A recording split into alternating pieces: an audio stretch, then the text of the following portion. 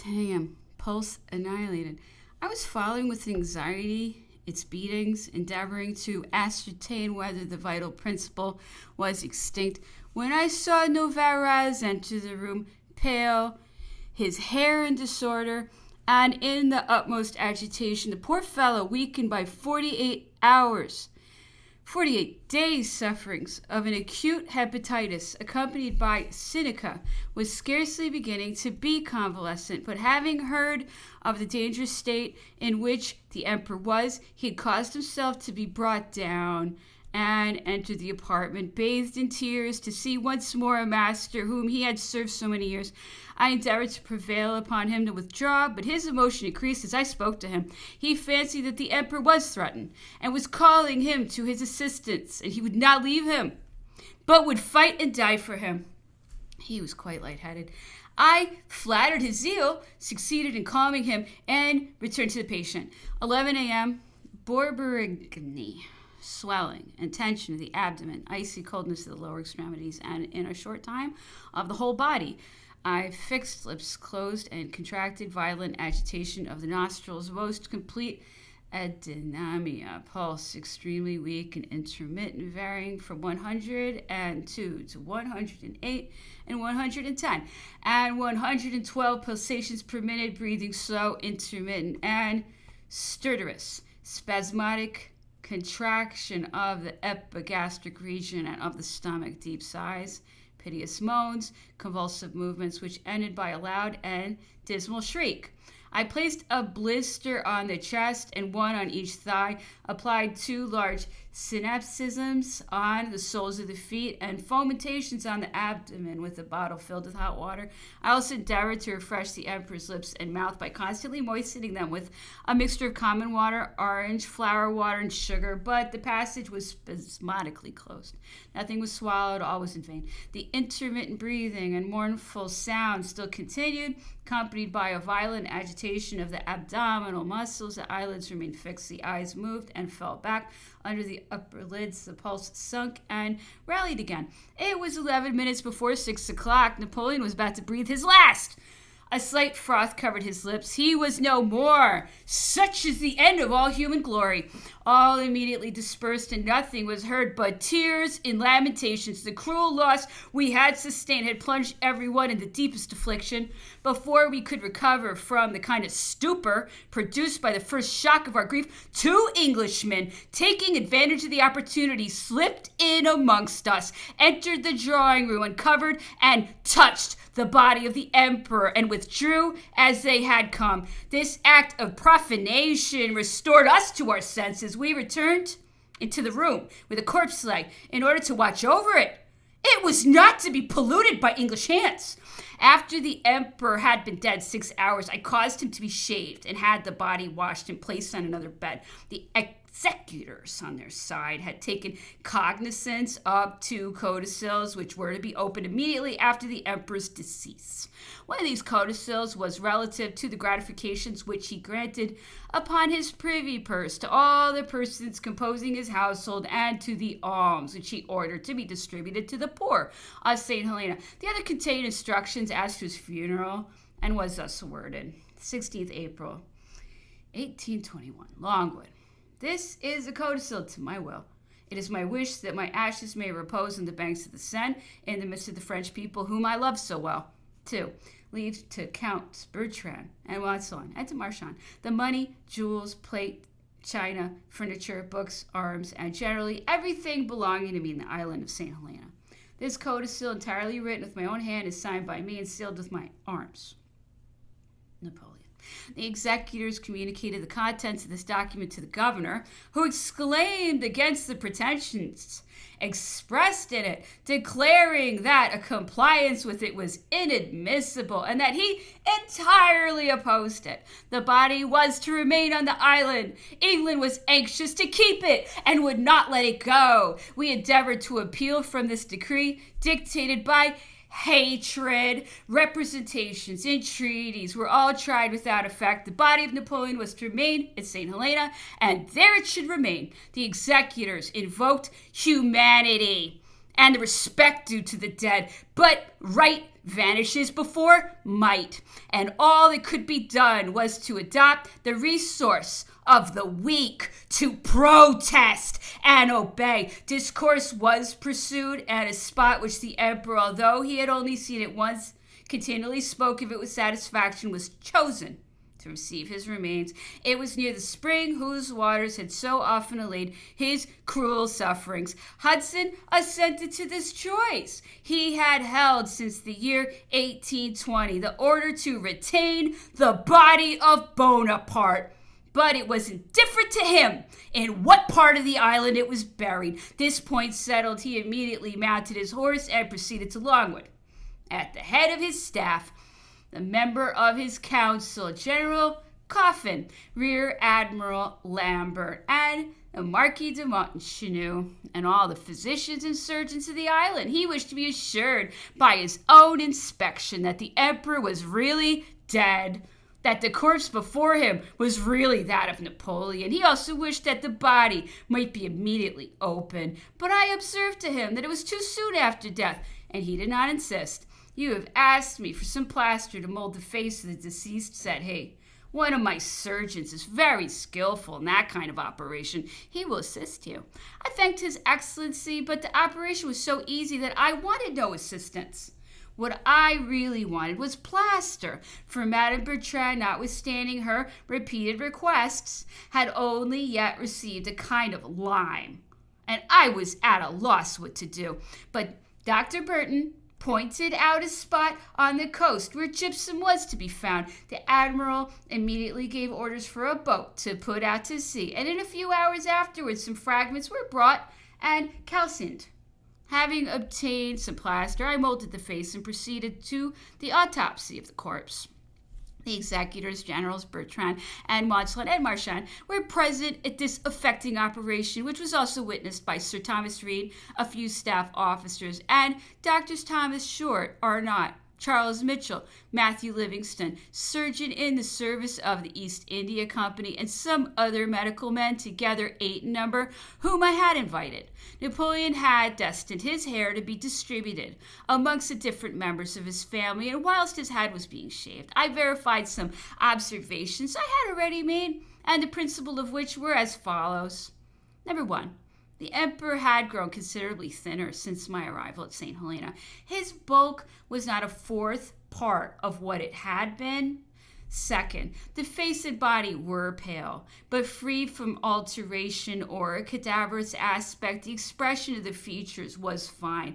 The eyes were closed, and it might have been thought not that the emperor was dead, but that he was reposing in a profound sleep. His mouth preserved a smiling expression, with the exception of a slight contraction of the left side caused by the convulsive smile observed in his last moments. Third, the body exhibited the wound occasioned by an issue on the left arm, and several scars, viz., one on the head, three on the left leg, one of which was on the malleolus externus, one at the extremity of the digitus annularis of the left hand, and several in the left thigh. Fourth, the entire height of the body from the top of the head to the heels was 5 feet 2, different measurements, and 4 lines. Fifth, the extent from the extremity of the middle finger of one hand to that of the other was 5 foot 2 inches. Sixth, from the symphysis of the os pubis to the top of the head, the length was 2 feet 7 inches and 4 lines. Seventh, from the os pubis to the calcaneum, the length was 2 feet 7 inches. Eighth, the length from the top of the head to the chin was 7 inches and 6 lines. Ninth, the circumference of the head was 20 inches and 10 lines. The forehead was high, the temples slightly depressed, the sinciput wide and very strongly defined. 10th, hair thin and of a light chestnut color. 11, neck rather short but tolerably well proportioned. 12, chest wide and well formed. 13th, abdomen considerably swelled and voluminous. 14th, hands and feet rather small. 15th, limbs stiff and extended. 16, all the other parts of the body were nearly in the ordinary proportions. I felt a curiosity to examine the head of this great man. According to the craniological system of Drs. Gall and Spurzheim, the following are the signs which were most apparent on it. Number 1, organ of dissimulation. 2, organ of conquest. The organ of individuality or knowledge of individuals and things, the organ of locality. The corpse had now been lying more than 20 hours, and I therefore proceeded to the autopsy. I first opened the chest, and the most remarkable appearance it exhibited were following. The cartilages of the ribs were, for the most part, ossified. The sac formed by the costal pleura of the left side contained about a glass of fluid of a citrine color. A slight coat of coagulable lymph covered the part of the surfaces of the costal and pulmonary pleurae corresponding to the same side. The left lung was slightly compressed by the effusion and adhered by numerous bridles to the posterior and lateral parts of the chest and to the pericardium. I carefully dissected it and found the superior lobe covered with tuberculae and some small tuberculous excavations. A slight coat of coagulable lymph covered part of the surface of the costal and pulmonary pleurae corresponding to that side. The sac of the costal pleura on the right side contained about 2 glasses of fluid of a citrine color. The right lung was slightly compressed by effusion, but its parenchyma was in a healthy state. Both lungs were generally speaking firm, and of their natural color, the mucous membrane of the trachea, arteria, and of the bronchi was tolerably red and lined with a rather considerable quantity of pituitous matter, thick and viscous. Many of the ganglions of the bronchi and of the mediastinum were rather enlarged, almost degenerated, and in a state of suppuration. The pericardium was in a healthy state and contained about an ounce of fluid of a citrine color. The heart, which was rather larger than the fist of the subject, exhibited, though sound, a rather abundant proportion of fat at its base and on its ridges. The aorta and pulmonary ventricles and the corresponding auricles were in a state of proper conformation, but pale, and contained no blood. The orifices did not exhibit the appearance of any material injury. The large arterial and venous vessels about the heart were likewise empty, although generally in a state of proper conformation. The abdomen exhibited the following appearance: distension of the peritoneum, produced by a great quantity of gas, a soft, transparent, and diffluent exudation lining the whole extent of the internal surface of the peritoneum. The epiplume was in a state of proper conformation. The spleen and the liver, which was hardened, were very large and distended with blood. The texture of the liver, which was of a brownish red color, did not, however, exhibit any remarkable alteration of structure. The vesica phallis was filled and distended with very thick and clotted bile. The liver, which was affected by chronic hepatitis, closely adhered by its convex surface to the diaphragm. The adhesion occupied the whole extent of that organ and was strong, cellular, and of long existence. The concave surface of the left lobe adhered closely and strongly to the corresponding part of the stomach, particularly along the small curve of that organ, and to the epiplume. At every point of contact, the lobe was sensibly thickened, swelled, and hardened. The stomach appeared at first sight in a perfectly healthy state, no trace of irritation or phlegosis, and the peritoneal membrane exhibited the most satisfactory appearance. But on examining that organ with care, I discovered on its interior surface, near the small curve and at the breadth of 3 fingers from the pylorus, a slight obstruction, apparently of a serous nature, of little extent, and exactly circumscribed. The stomach was perforated through, and through in the center of that small induration, the aperture of which was closed by the adhesion of that part to the left lobe of the liver. The volume of the stomach was smaller than is usually found. On opening that organ along its large curve, I observed that part of its capacity was filled with a considerable quantity of matters, slightly consistent and mixed with a great quantity of glarous substances, very thick and of a color resembling the sediment of coffee, and which exhaled an acrid and infectious color.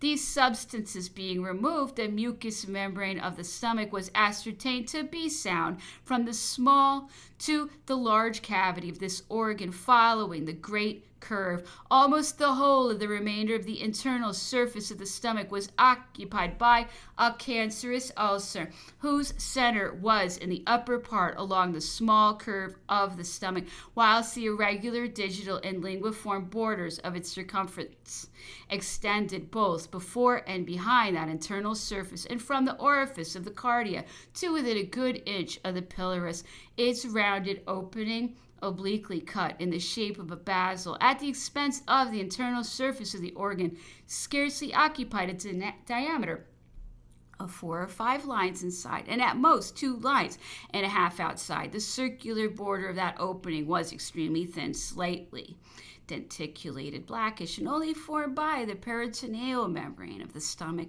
An ulcerous, grayish, and smooth surface lined this kind of canal, which, but for the adhesion of the liver, would have established a communication between the cavity of the stomach and that of the abdomen. The right extremity of the stomach, at the distance of an inch from the pylorus, was surrounded by a tumor, or rather a serous annular induration. A few lines in width, the orifice of the pylorus was in a perfect state. The lips of the ulcer exhibited remarkable fungous swellings, the base of which were hard and thick and in a serous state, and extended also over the whole surface occupied by that cruel disease.